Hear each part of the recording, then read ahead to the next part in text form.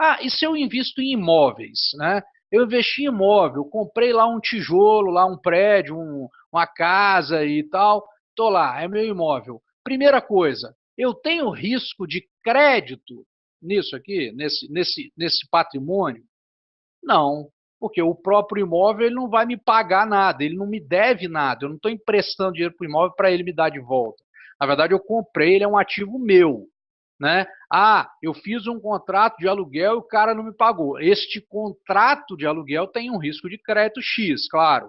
Se o cara é servidor público, se o cara não é, se o cara é autônomo, isso aí vai ter as variações disso aí. Mas o imóvel em si não tem esse risco. Tá? Aí ele tem o risco de mercado. Vamos pensar que o imóvel tem o risco de mercado. Qual é o risco de mercado que ele tem? O risco da oscilação, certo? Da oscilação dos preços do imóvel, dos imóveis ao longo do tempo. Então, um imóvel tem um risco de mercado. Mas ele também tem um outro tipo de risco que a gente ainda não falou, que é o chamado risco de liquidez. O que é o risco de liquidez? O risco de liquidez é aquele nível de risco, aquele tipo de risco que você precisa vender rápido, por exemplo, né? Você pode precisar de botar o dinheiro na mão rapidamente, e aí na hora que você precisa disso, você não encontra um comprador no preço justo daquilo ali. Então, o risco de liquidez é o risco de você não encontrar um comprador para o seu ativo, para o seu investimento, qualquer que seja ele, no preço justo. Então, aí o que você tem que fazer? Você tem que vender abaixo do preço para poder ter esse dinheiro. Então, isso é chamado de risco de liquidez. Então, vamos pensar aqui. Uma ação em bolsa pouco negociada, ela tem risco de liquidez? Tem risco de liquidez. Tem risco de crédito? Não. Tem risco de mercado? Tem. O imóvel tem o risco de crédito? Não. Tem o risco de mercado? Tem. Tem o risco de liquidez? Tem. Qual seria o principal risco do imóvel nesse caso? Seria o risco de liquidez. Se eu precisar daquele dinheiro rápido, posso ter que abrir mão da rentabilidade que eu tive ali. Né?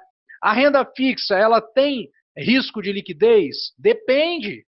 Depende. Eu posso ter um título que eu comprei, por exemplo, uma debenture, e essa debenture eu comprei para 2030. E aí aconteceu uma catástrofe na minha vida financeira e eu vou precisar de pegar esse dinheiro. O que vai acontecer agora?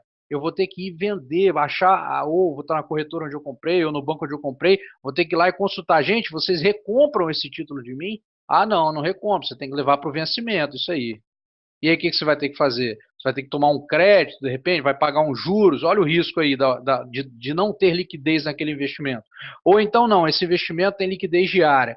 Então, toda vez que eu pego o meu investimento, né, eu tenho três pilares do investimento, que é risco, rentabilidade e liquidez.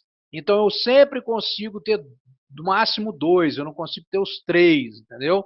Então, eu quero melhorar a rentabilidade do meu investimento. Opa, eu tenho que abrir mão de liquidez, ou eu tenho que tentar correr um risco de crédito um pouquinho maior. Ou então tem que ir para um risco de mercado um pouquinho maior sem risco de crédito. Então eu vou ter que abrir mão de rentabilidade e ou segurança, desculpa, de segurança ou de liquidez para melhorar a minha rentabilidade. Então pensem num triângulo onde a rentabilidade é um dos vértices e você quer chegar. Então você vai ter que se afastar de uma das duas.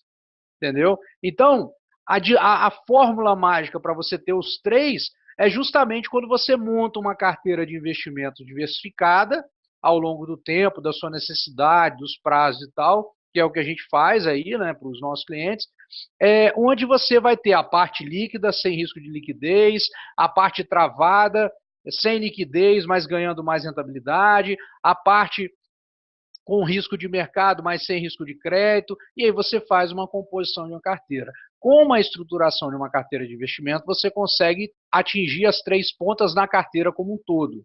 Não nos produtos individualmente, mas na carteira como um todo. Por isso, uma carteira de investimentos bem montada te dá essa possibilidade.